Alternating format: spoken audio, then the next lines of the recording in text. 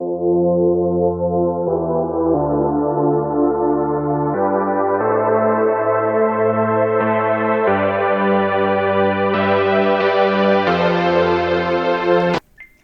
there, it's Stephanie Shea, Chief Astrologer for janspiller.com with your monthly horoscope. This one's for you, Scorpio.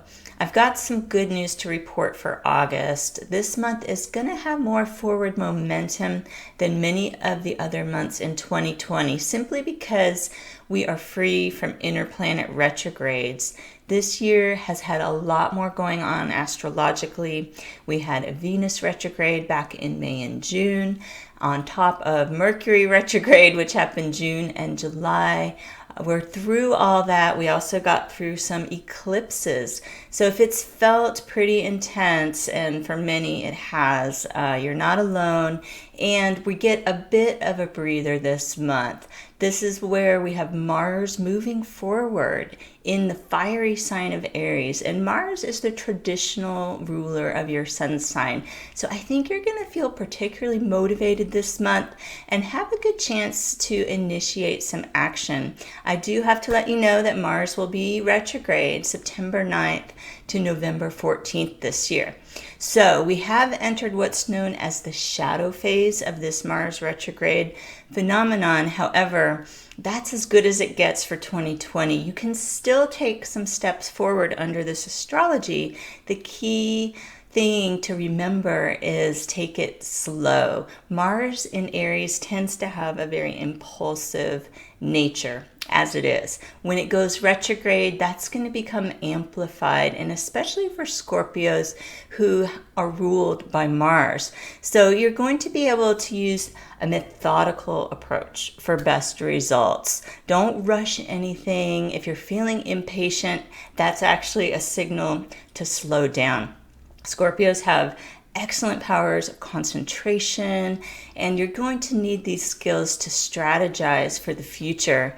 You can lay out a long game and then channel the burst of energy that you do have from Mars to tackle any challenges right away that might be preventing you from going towards a bigger goal. So you can clear some low-hanging fruit out of your way under this astrology, pave the way for a bigger plan, and then think about revising your plan in the coming months. Some situations will probably shift and change when Mars goes retrograde, so the more flexible you can stay, the better. Now, this month's full moon is going to be in Aquarius. It's on August the 3rd, and it shines a light on the part of your chart that has to do with home and family, especially if you are a Scorpio rising. Now, home-related projects could come to fruition around this time.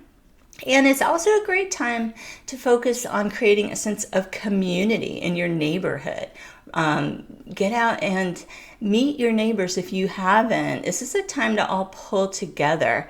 Aquarius is the sign ruling equality and humanitarian efforts. And this full moon could bring social issues to light. Now, stay connected with your friends and neighbors and see what you can do to address community concerns. Create a place where everyone feels valued. These are huge themes for this month's full moon in Aquarius. We've got Mercury moving into the sign of Leo on August the 4th. And this is going to bode really well for work-related communications.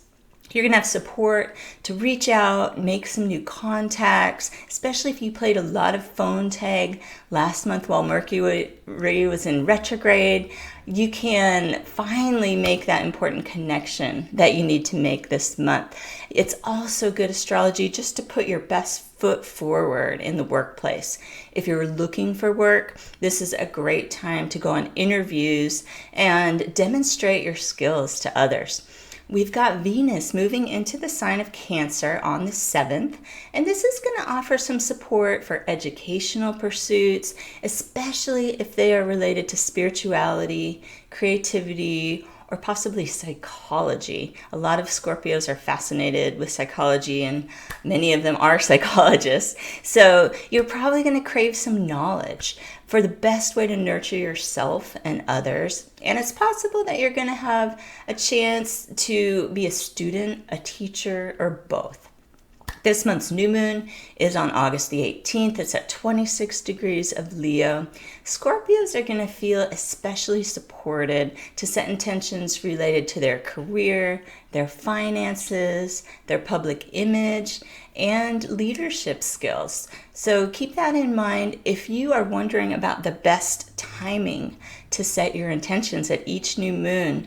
I encourage you to check out janspiller.com. When you become a member, not only are you supporting Jan's legacy, you also get access to a lot of astrological information, and one of that is the key times to set new moon intentions. That can make a big difference. If you've read Jan's book, New Moon Astrology, you know there's a lot of power available around the new moon. So to make the most of that, check out the website.